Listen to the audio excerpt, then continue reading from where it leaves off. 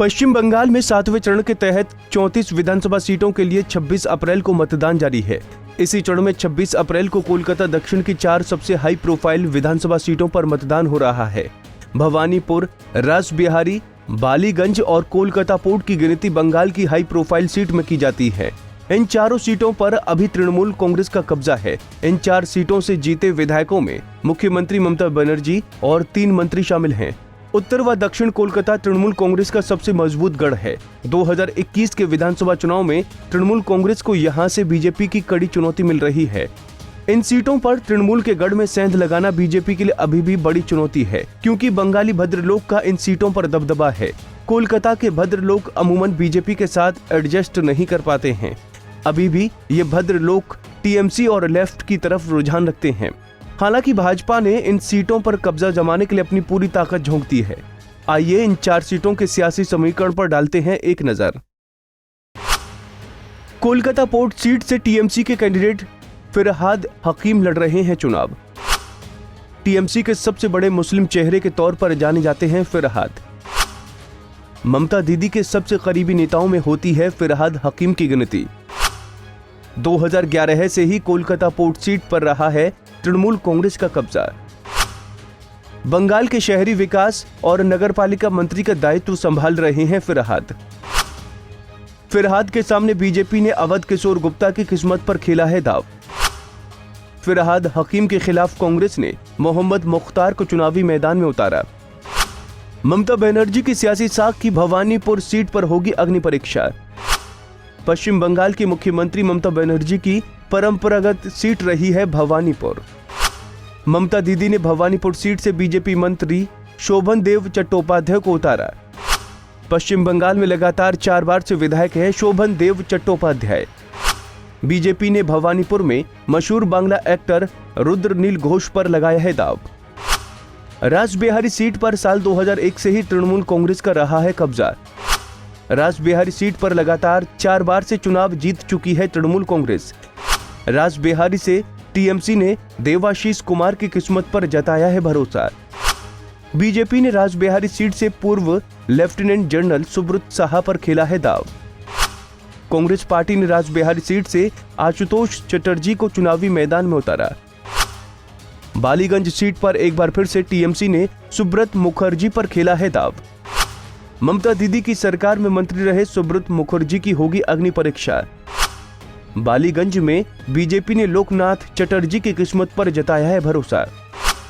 CPM ने बालीगंज से कोलकाता के मशहूर वकील फवाद हलीम को दिया है टिकट। कोलकाता दक्षिण की इन 4 विधानसभा सीटों पर ममता दीदी और उनके 3 मंत्रियों की साख दांव पर लगी है। ममता दीदी के 3 सिपह सालार फिरहाद हकीम, शोभन चट्टोपाध्याय और सुब्रत मुखर्जी की प्रतिष्ठा भी इस बार के चुनाव में दांव पर है। भवानीपुर में प्रदूषित पानी की वजह से कुछ लोगों की मौत होने के बाद से ही फिरहाद हकीम के कामकाज पर सवाल खड़ा हो गया है। फिरहाद हकीम ने कई बार अपने विवादित बयान से पार्टी की किरकिरी कराई है। खासकर पाकिस्तानी अखबार द डॉन को कोलकाता में मिनी पाकिस्तान बनाने वाले बयान देकर वो टीएमसी की छवि पर बट्टा लगा चुके हैं। वहीं पिछले दिनों बीजेपी और सीआईएसएफ को गंदी गंदी गाली देने वाले वीडियो के वायरल होने के बाद भी फिरहाद हकीम को नुकसान हो सकता है। इधर भवानीपुर से चुनाव लड़ रहे ममता दीदी के करीबी नेता शोभन चट्टोपाध्याय भी मुश्किल में घिरे नजर आ रही हैं। मुख्यमंत्री ममता बनर्जी की अपनी पारंपरिक सीट भवानीपुर के बजाय नंदीग्राम से चुनाव लड़ने से कई सवाल खड़े हो गए हैं।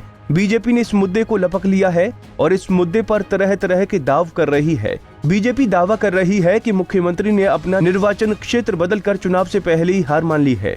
दरअसल भवानीपुर विधानसभा में बिहार और उत्तर प्रदेश के प्रवासी बड़ी तादाद में रहते हैं। पहले ही ममता बनर्जी को इन हिंदी भाषी प्रवासियों का एक मुश्त वोट नहीं मिला था, क्योंकि ये हिंदी भाषी वोटर पहले सीपीएम को समर्थन देते थे। बताया जा रहा है कि हिंदी भाषी अभी बीजेपी के पाले में खड़े हो गए हैं। भवानीपुर से ममता बनर्जी जीतती तो रही हैं, पर उनकी जीत का अंतर लगातार कम होता रहा है। 2016 में ममता बनर्जी ने कांग्रेस की दीपा दास मुंशी को 25,301 वोटों से हराया था।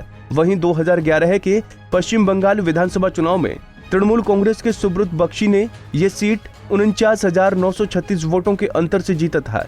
यानी 2011 और 2016 के विधानसभा चुनाव में और 2016 के ही उपचुनाव में भवानीपुर सीट में तृणमूल की स्थिति मजबूत थी। लेकिन 2019 लोकसभा चुनाव में बीजेपी ने भवानीपुर में ममता दीदी की बढ़त को काफी कम कर दिया था। 2019 के चुनाव में भवानीपुर विधानसभा क्षेत्र से टीएमसी को सिर्फ 3158 वोटों की ही बढ़त मिली थी। यहां तक कि ममता दीदी जिस वार्ड 73 में रहती हैं, वहां भी बीजेपी को 496 वोट की बढ़त मिली थी। कोलकाता दक्षिण में ममता दीदी के भतीजे अभिषेक बनर्जी की सियासी ताकत की भी अग्नि परीक्षा होनी तय है। वैसे 2019 के लोकसभा चुनाव में कोलकाता दक्षिण की सीट पर टीएमसी को जीत मिली थी। टीएमसी कैंडिडेट माला रॉय ने बीजेपी कैंडिडेट चंद्र कुमार बोस को 1,55,192 वोट के बड़े अंतर से हराया था। टीएमसी को इस सीट पर बीजेपी से लगभग 13% ज्यादा वोट मिले थे। इसलिए 2021 के विधानसभा चुनाव में भी टीएमसी के इस मजबूत किले में सेंध लगाना बीजेपी के लिए आसान नहीं होगा। पंजाब केसरी टीवी के लिए कोलकाता से उदय प्रताप सिंह की रिपोर्ट।